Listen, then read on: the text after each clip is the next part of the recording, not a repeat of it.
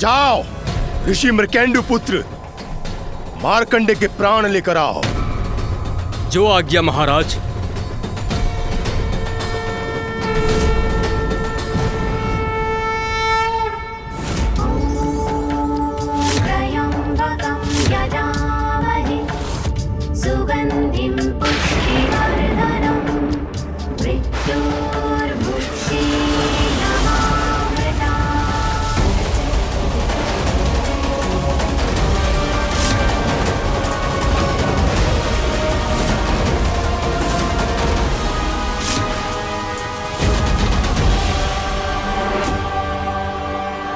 नाथ, पूर्व में इस बालक के पिता ने अपना भाग्य परिवर्तित किया था। संतानहीन होना उनकी नियति थी। फिर भी उन्होंने इस पुत्र को प्राप्त किया और अब यह बालक अपने भाग्य को एक नवीन दिशा देकर ही रहेगा।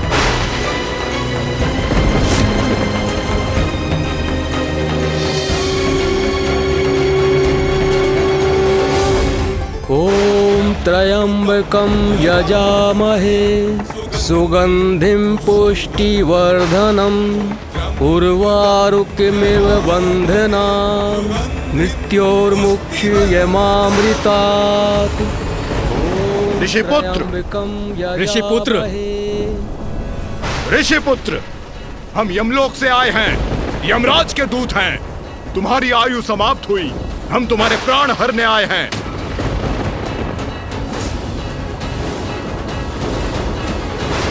पृथ्वी पर तुम्हारा समय समाप्त हुआ। अब हमारे साथ शांतिपूर्वक चलो, वरना बंदी बनाकर ले जाएंगे तुम्हें।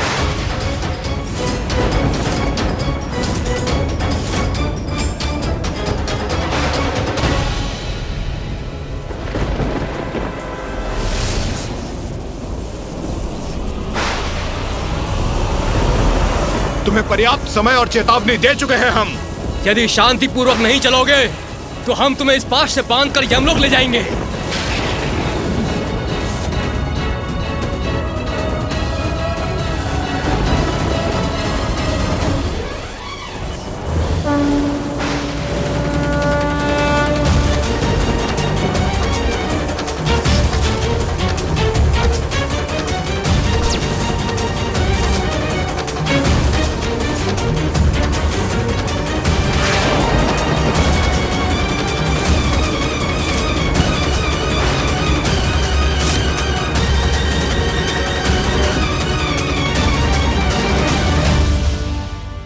यमराज के दूतों ने ऋषि मार्कंडे पर अपना पाश फेंक दिया।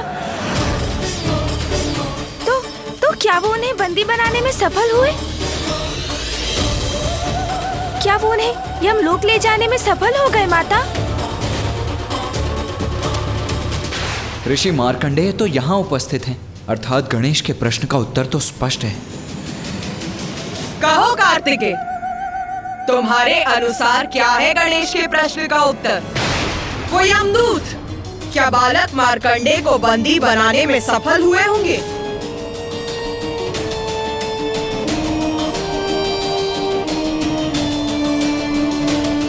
माता, ऋषि मार्कंडेय तो हम सभी के समक्ष हैं, जीवित खड़े हैं। तो क्या अर्थ समझू इसका कि दोनों यमदूत मार्कंडेय के प्राण नहीं हर सके? तो क्या तुम्हारे अनुसार मेरे द्वारा उत्पन्न यमदूत अक्षम थे अपने कार्य का निर्वाह करने में? नहीं माता, मैं यमदूतों की क्षमता अथवा अक्षमता पर अपना मत व्यक्त नहीं कर रहा हूं। परिस्थिति के अनुसार उसके तर्क संगत परिणाम पर पहुंचने की चेष्टा भर कर रहा हूं मैं। माता, ऋषि मार्कंडेय जीवित हैं, अर्थात यमदूत असफल हुए, और अवश्य इसमें भी आपकी ही कोई लीला होगी माता। उचित कहा तुमने कार्तिकेय। मेरी लीला की एक ऐसी अद्भुत कथा है जो किसी भी तर्क से परे है, किंतु जो तुम्हारी बुद्धि ने निष्कर्ष सुझाया वो भी उचित है। यमदूत शक्तिहीन और अयोग्य नहीं थे, किंतु वो फिर भी बालक मार्कंडेय को मृत्यु प्रदान करने में असमर्थ थे।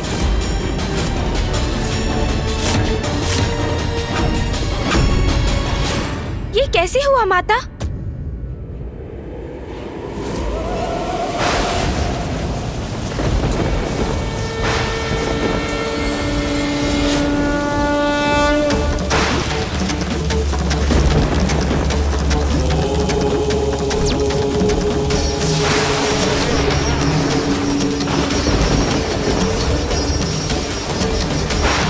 ऋषिपुत्र, हमारा पाश बनाएगा तुम्हारे प्राणों को बंदी।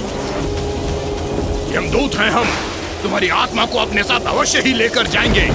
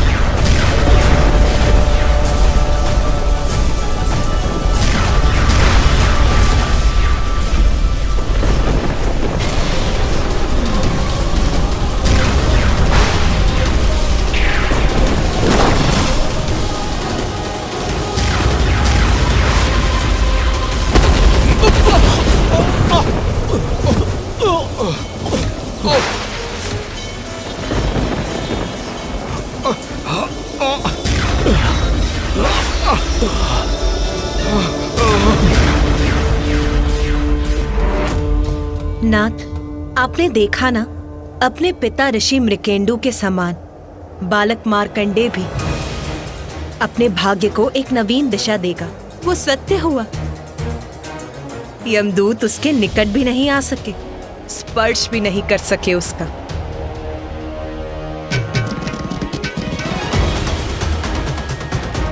उमा, जन्म और मरण सृष्टि का शाश्वत सत्य है। सृष्टि के सत्य को असत्य में परिवर्तित करना, किसी को मृत्यु से मुक्ति प्राप्त होना सहज नहीं, अत्यंत कठिन है, कदाचित असंभव ही है। इसलिए उसकी मिथ्या आस त्याग दो प्रिय।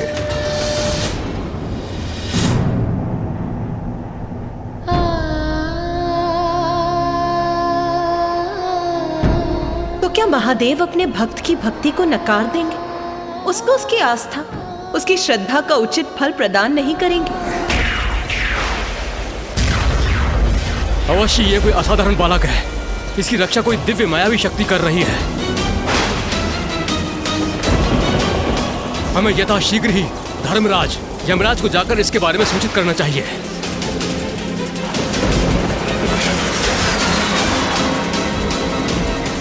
नाथ, बालक मार्कंडेय इतनी श्रद्धा और भक्ति से आपके मंत्र का जाप कर रहा है, तो उसकी प्रार्थना व्यर्थ नहीं जा सकती।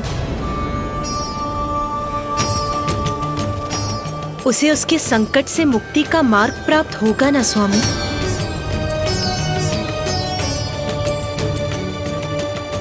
मैं आपको मिथ्या आस नहीं दे सकता प्रिय।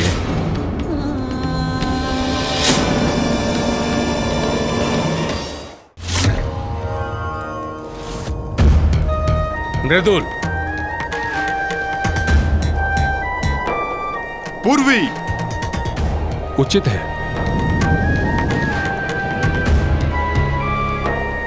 त्रयराज, उचित है।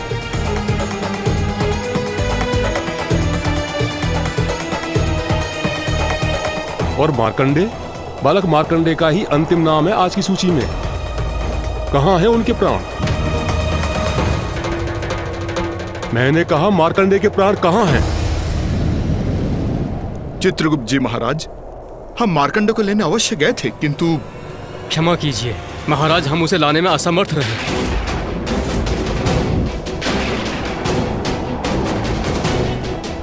असमर्थ रहे? उनका आज की सूची में नाम है, अर्थात उनका यहां यमलोक में आने का समय हो चुका है। क्या अर्थ है तुम्हारा? जिसके जीवन का अंत आज नियत था, उसकी आत्मा लेकर आने में असमर्थ कैसे हो सकते हो तुम? प्रभु, जब हम वहां गए थे तो वो पूजा कर रहा था, फिर हमने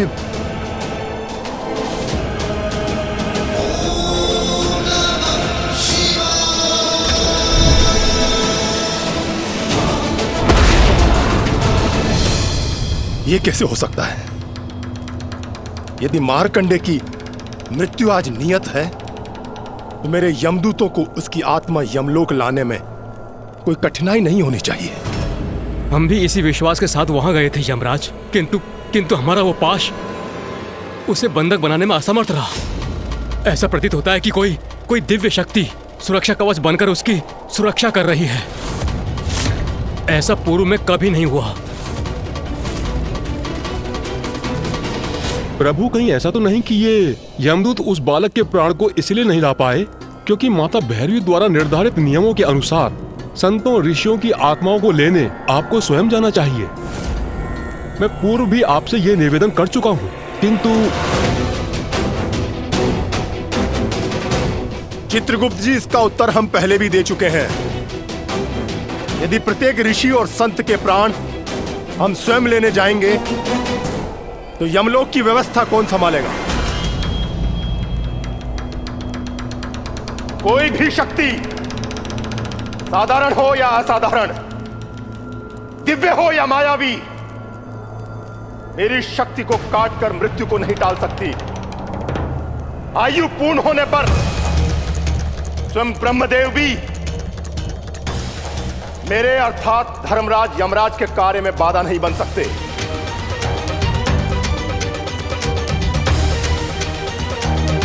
चित्रगुप्त जी, माता भैरवी ने कैसे अक्षम यमदूत दिए हमें? 2 यमदूत एक 16 वर्षीय बालक के प्राण हरकर नहीं ला सके। धिक्कार है इन्हें।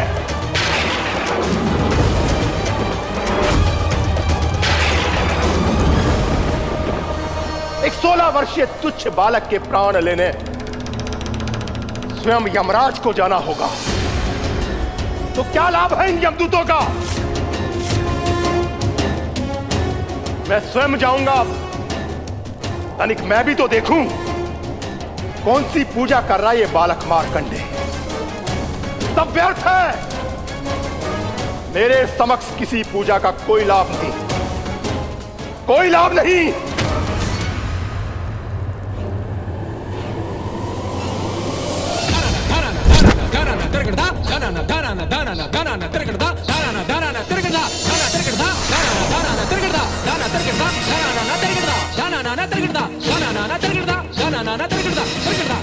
सृष्टि का नियम कोई भंग नहीं कर सकता। मेरी शक्ति को कोई चुनौती दे, वो भी एक तुच्छ बालक, कदापि स्वीकार नहीं करूंगा, कदापि नहीं।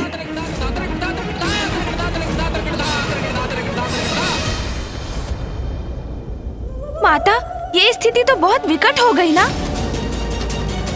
एक और ऋषि मार्कंडे अपनी नियति को परिवर्तित करने हेतु महादेव की पूजा कर रहे थे ताकि वो अपने माता पिता के प्रति अपने ऋण को चुका सके, और दूसरी ओर स्वयं आपने माता भैरवी के रूप में यमराज को आदेश दिया था कि किसी भी स्थिति में नियत समय आने पर किसी की मृत्यु नहीं टलनी चाहिए। सर्वथा उचित है गणेश का ये प्रश्न। ये तो स्वयं माता और पिताश्री की शक्तियों में टकराव की स्थिति उत्पन्न हो गई। इसका क्या परिणाम हुआ होगा? माँ, इस दुविधा का क्या समाधान था? मृत्यु के नियम तो आपने ही निर्धारित किए थे और ऋषि मार्कंडे उन्हीं नियमों को भंग करने के लिए पूजा कर रहे थे।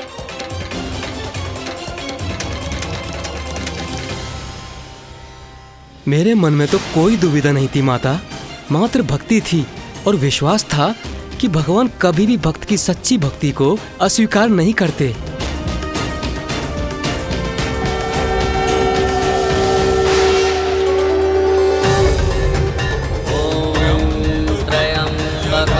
यजामहे सुगंधिं पुष्टिवर्धनम् उर्वारुकमिव बन्धनामृत्येर्मुक्षीयमामृतात्।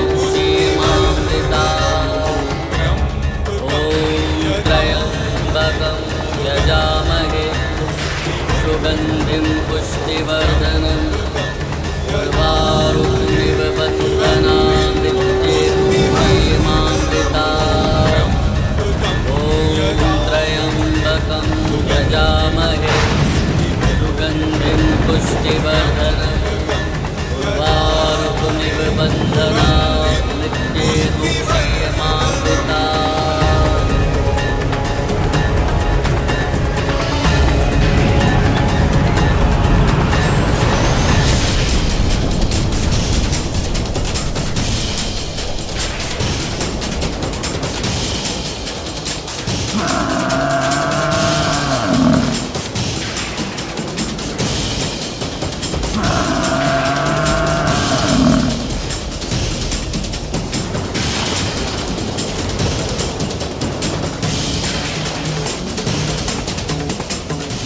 मृत्यु के पास से कोई सुरक्षित नहीं, यही सृष्टि का नियम है।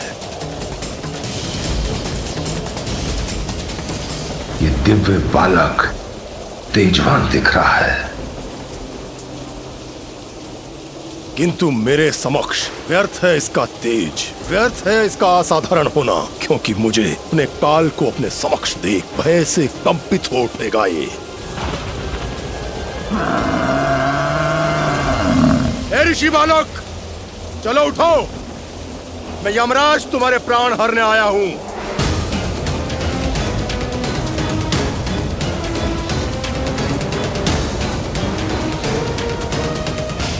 इस बालक का इतना दुस्साहस, मेरी अवहेलना कर रहा है।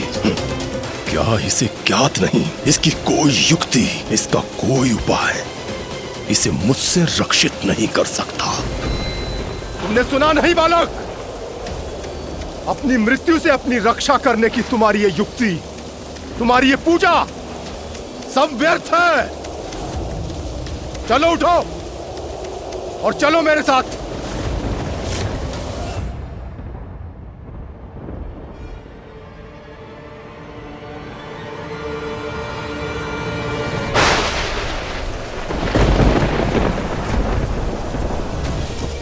मृत्यु के देवता का ऐसा अपमान, अभी इसका भयंकर परिणाम ज्ञात होगा इसे।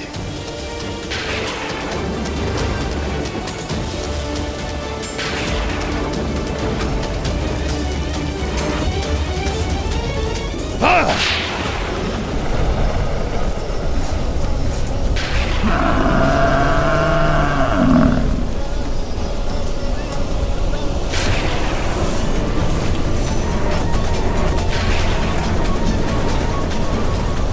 का समय आने पर प्राणी के प्राण हरने से कोई मुझे नहीं रोक सकता, कोई भी नहीं।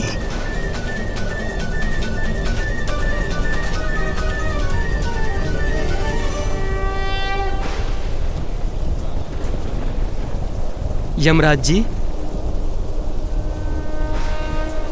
मैं अपनी पूजा में इतना लीन था कि मुझे यहाँ आपकी उपस्थिति का भान ही नहीं हुआ। मेरा प्रणाम स्वीकार कीजिए।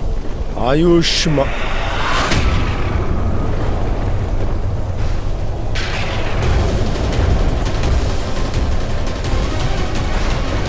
ये मैं कैसा आशीर्वाद दे रहा हूं इसे? बालक, बहुत चतुर प्रतीत होते हो तुम।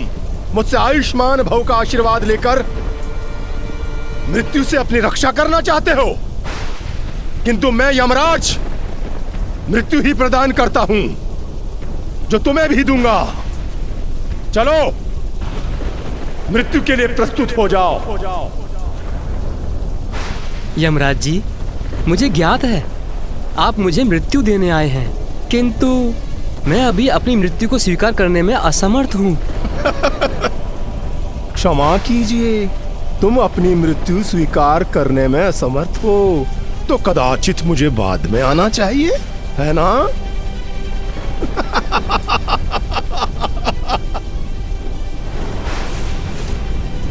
बालक, परिहास कर रहे हो, वो भी मेरे साथ, अर्थात यमराज के साथ। यमराज के साथ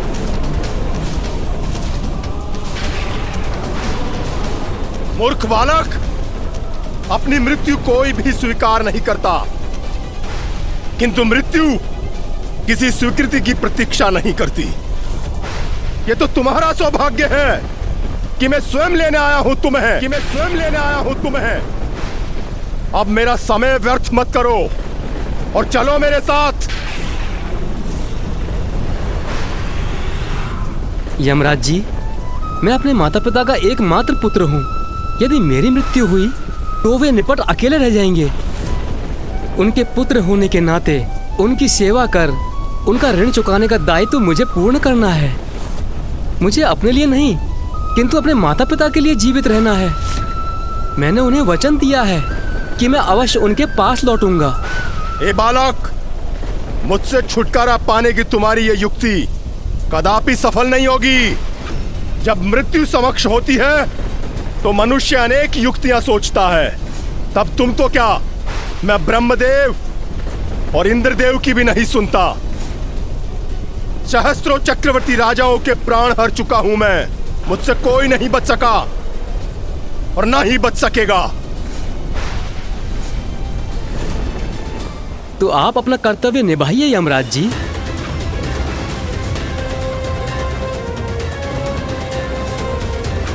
किंतु मुझे पूर्ण विश्वास है कि परमपिता परमात्मा मेरी रक्षा के लिए अवश्य आएंगे। ॐ त्र्यम्बकं यजामहे सुगन्धिं पुष्टिवर्धनम् उर्वारुकमिव बन्धनामृत्यैर्मुक्षीयमामृता। ये बालक, तुम्हारा काल तुम्हारे समक्ष है और तुम शिवलिंग की पूजा कर रहे हो। क्या वास्तव में तुम्हें विश्वास है कि महादेव तुम्हारी मृत्यु से रक्षा कर सकते हैं? स्वयं माता भैरवी ने मुझे मृत्यु का देवता नियुक्त किया है। वो भी मेरे कार्य में हस्तक्षेप नहीं कर सकती। इसलिए अपना और मेरा समय व्यर्थ मत करो। तुम अपनी पूजा अधूरी छोड़ दो या पूरी करो, उससे कुछ नहीं होगा। अपने बनाए नियमों को भगवान भी भंग नहीं कर सकते। बालक, यदि मेरा अर्थात यमराज का क्रोध चरम पर पहुंच गया तो तुम्हें ज्ञात है क्या हो सकता है?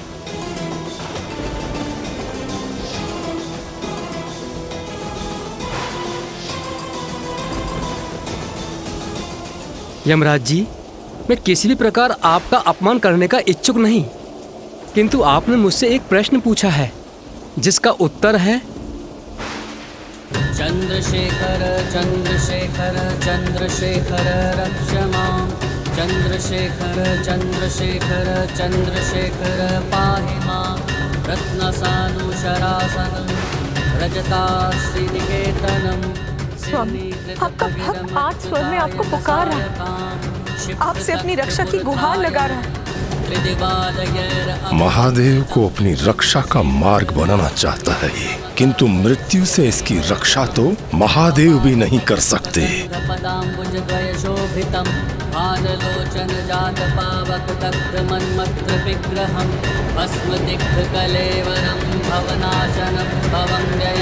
चंद्रशेखरमाश्रये।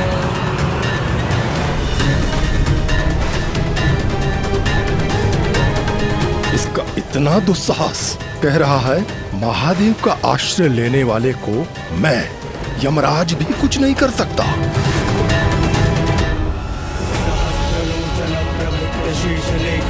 ना, आपने मुझसे कहा था कि मैं मिथ्या आस ना रखूं, किंतु मेरी आस मिथ्या नहीं, विश्वास है मेरा।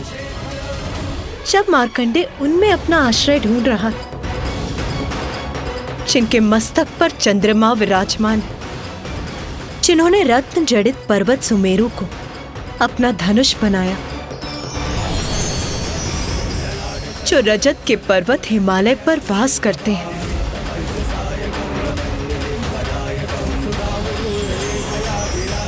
जो नागराज वासुकी की डोरी को अपने हाथ में थामते हैं,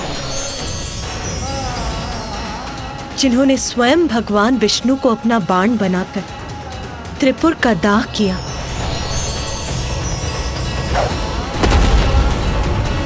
अर्थात जब मार्कंडे आपकी शरण में, तो मृत्यु के देवता यमराज उसे कोई क्षति कैसे पहुंचा सकते हैं? मम का करिष्यति वै यमः पपादपपुष्पगन्धपदाम्बुजद्वयशोभितं भाललोचनजातपावकदग्धमन्मत्रविग्रहं भस्मदिग्धकलेवरम्। इसकी इस पूजा को यहीं रोककर अविलंब अपने साथ ले जाना चाहिए मुझे।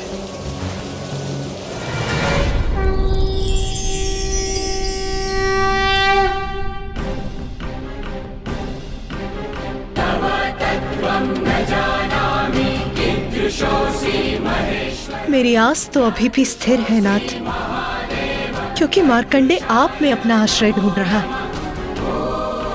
वो जिनके चरण कमल मंदारादि सुगंधित कपाल का वृक्षों के पंच पुष्पों से सुशोभित है, जिन्होंने अपने भाल में स्थित त्रिनेत्र से कामदेव को भस्म कर दिया था, जो स्वयं भस्म में रमाए हुए, जो जीवन के समस्त दुखों का नाश करते हैं। जब मार्कंडे स्वयं आप से रक्षा की गुहार लगा रहा है, तो मृत्यु की देवता यमराज भी उन्हें क्या क्षति पहुंचा सकते हैं?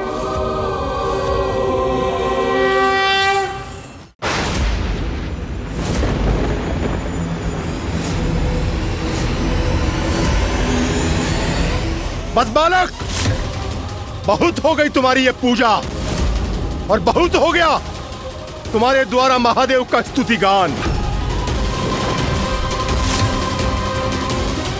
मेरा इतना अपमान। महादेव तुम्हारे रक्षक हैं, तो मैं क्या कर सकता हूं?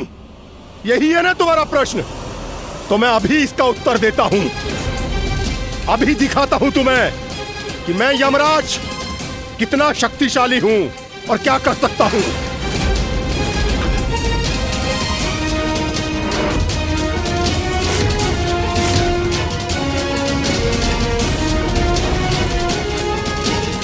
ये पाश स्वयं माता भैरवी ने मुझे प्रदान किया था।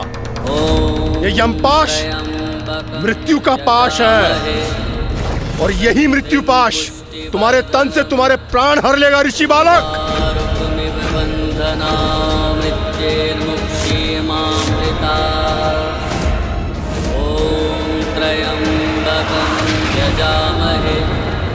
सुगंधिं पुष्टिवर्धनम् उर्वारुकमिव बन्धनामृत्यैर्मुक्षीमामृतात्। और स्मरण रहे, इस मृत्यु पाश से किसी की रक्षा संभव नहीं है। पुष्टिवर्धनम् उर्वारुकमिव बन्धनात् मृत्यैर्मुक्षीमामृतात्। महादेव, यमराज के मृत्यु पाश से मेरी रक्षा कीजिए प्रभु, मेरी रक्षा कीजिए महादेव। महादेव, महादेव, ओम त्र्यंबकम यजामहे सुगंधिम पुष्टि। ये किस प्रकार के मंत्र का उच्चारण कर रहा है? कोई भी मंत्र उच्चारित कर लो, तुम्हें मृत्यु से रक्षित कर ले, ऐसा कोई भी मंत्र नहीं है बालक। त्र्यंबकम यजामहे सुगंधिम पुष्टि वर्धनम।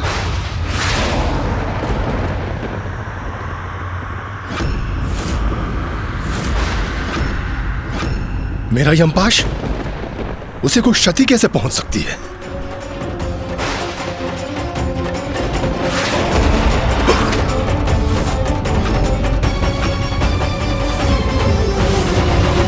इतना दुस्साहस यमराज का कि उन्होंने भक्त और भगवान दोनों पर अपना पाश चलाने का दुस्साहस किया।